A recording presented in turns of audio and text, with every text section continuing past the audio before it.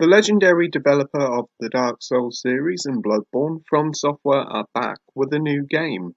And you know what that means. You're gonna die, and you're gonna die a lot. But the game will be incredibly enjoyable and rewarding. So without further ado, time to get my ass kicked and bring you my review of Sekiro Shadows Die Twice. I hope you enjoy. Let's get the elephant out the room first. Those who are fans and experts of the Souls series don't go in expecting to play Sekiro like those games, as you'll be handed your backside on a plate as Sekiro is its very own beast. The game does share a lot with the other From Software previous games, but the biggest difference is how the game plays. See, playing as the one-armed wolf feels very different from any other character before. He's much more nimble and agile. You can even jump for the first time in a From game. You can even climb up walls, and this new maneuverability transfers into the combat. For a large portion of the game, most of the enemies you'll be fighting will be human sword-wielding enemies.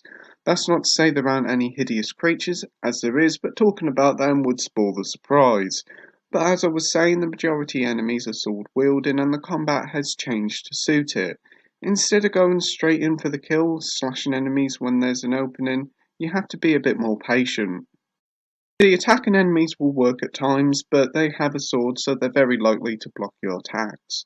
So Sekiro introduces a new mechanic called the posture bar. Blocking attacks or getting hit will damage your posture bar, and the more it fills up, the more staggered you become.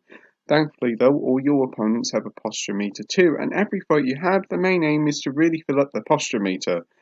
Not saying hitting them doesn't work, because it does, it's just that they can block you, and it does damage your posture a lot. Thankfully, you have one powerful move at your disposal. As you are a shinobi, you're trained to do some deadly attacks, and none are more deadlier than the all-powerful Death Blow. This singular attack is what you can do when you fill up an opponent's posture bar, delivering a devastating damage and killing them there.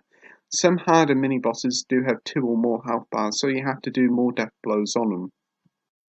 Death blows also go hand in hand with the game's heavy focus on stealth. You are a shinobi, so stealth is your best partner, as staying in the shadows and striking out of nowhere is the best approach to the enemy hordes. If you're approaching an enemy from behind, you can do a death blow on him and instantly kill him. Without no one noticing, you can also jump on high buildings of a tree and deliver a death blow from above.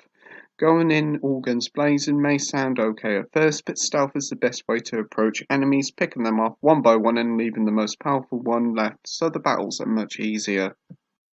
The main character is known as the one-armed wolf, due to the fact that he only has one arm, but the wolf has an ace up his sleeve as he has a new prosthetic arm, and unlike a normal arm, this prosthetic has loads of cool new features. The most important one is the ability to grapple onto ledges from far off, making the world feel much more vertical. There's also special upgrades you can find littered throughout the world that can power up your prosthetic with cool new abilities. These vary from fire to axes to loading an umbrella that can block attacks. These abilities are really fun to use and be a great lifesaver, quite literally, when you're in a tight spot. All these abilities and the wolf himself can be upgraded with a fairly huge list of upgrades. Instead of choosing a class like in the previous Souls games and using souls to level up, Sekiro changes it up quite a bit to make it a bit more easier to follow. There's only one class and your katana is your only main weapon you'll have for the game. You improve your health by collecting items and you gain new abilities by filling up a leveling up gauge. Every time you fill it up, you gain a skill point. It's certainly more easier to follow and allows new players to get to grasp with the main element of the game. But to think that this game is a cakewalk, you are truly barking up the wrong tree. This game is hard, brutally hard. I do think it's more harder than the Souls games as I died incredibly early on in the game. But one thing the wolf can do is to revive himself after being killed, hence the Shadows Die Twice tagline in the title. It's a clever mechanic that allows you to have another chance if you bugger up, and it even allows you to revive yourself and sneak up on the enemy that killed you and get your own back. It's not a forgiving move, as once you revive you have to wait a little while longer before you can revive again, so it's best not to be too careless.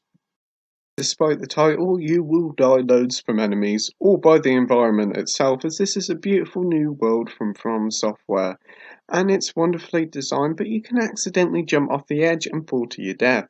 Another little niggle is when you jump and try to grab a ledge, it can be a bit off and it doesn't register at times, so it's best to hold the square button when you jump and it should be okay. The game's camera can also be a bit awkward as well, leading to some cheap deaths and also targeting the wrong enemy. As for the game's story, it's set in the Sengoku era of Japan history, and the tale follows Sekiro, a shinobi protector of the divine heir.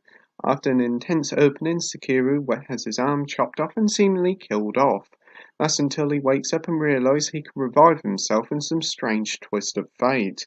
So the main aim of the game is to find the divine heir before it's too late. Unlike Dark Souls' rather vague story that can be built upon by optionally looking for lore, Sekiro has a much more traditional story, meaning there's much more focus on the narrative this time, with plenty of cutscenes and voice acting to deliver what is a solid and enjoyable tale. On the presentation front, Sekiro looks marvellous. It's certainly a step up here from Dark Souls 3. Areas are big and full of details, cutscenes are lavish and full of polish. The team has certainly done a great job here. As for the performance on the PS4 Pro, we're looking at an unlocked frame rate that aims for 60 but mostly stays in the mid to late 40s. There's also a slight pause in frames that happen occasionally, but for me the performance didn't affect my enjoyment. But I know some folks must have super smooth 60 FPS. As for the base consoles, it's a 30 FPS lock that mostly sticks to it. Conclusion time now, and Sekiro Shadows Die Twice is yet another superb game from the guys at From Software. This take on Japan is brilliant and is certainly one of the best ninja games out there. The game is a typical From Software title as it's incredibly difficult, but in turn is an intensely rewarding experience. Thus, whilst you'll die and die and die and die and die again, it's the same great gameplay that'll keep you coming back for more. There's a few niggles here and there, but overall I'm giving Sekiro Shadows Die Twice a 9.5 out of 10 with the title of amazing. Thank you for watching my review, like, rate and subscribe, and until next time, happy gaming, bye!